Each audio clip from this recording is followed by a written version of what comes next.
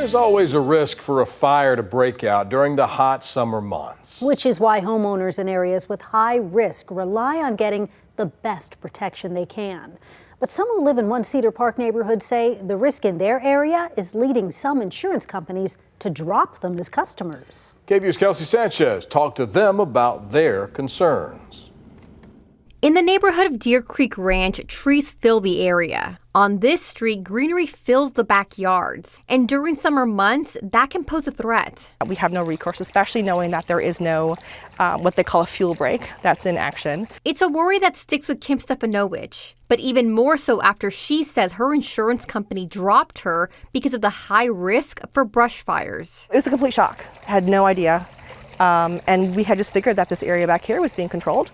And, again, when we first applied for the homeowners insurance, not one mention about any risk or concern whatsoever. Stefanowicz has Travelers Insurance. In a statement, the company wrote, quote, "We routinely evaluate our risk exposure and make adjustments as needed," end quote. And a spokesperson told me over the phone in Stefanowicz's case, her fire risk recently went up and was not one the company could take. For somebody who's been with them for 15 years with multiple policies, it's highly frustrating to just, hey, this is what you've got and this is what you have to deal with. However, Stefanowicz and other neighbors are stumped because the land behind them is protected by the Travis Audubon Society. That group aims to protect birds like the endangered golden-cheeked warbler. And for Lisa Kelly, who still has her insurance handy, her concerns lie with how close their exposure is. We are sitting ducks waiting for a lightning strike in the preserve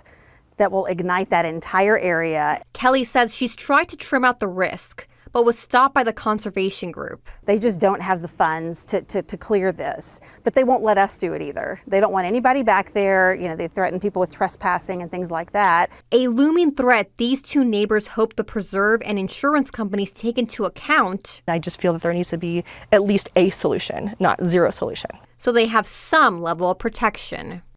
I did reach out to the Travis Audubon Society about the concerns and what can be done in terms of protection, but I have not received a reply.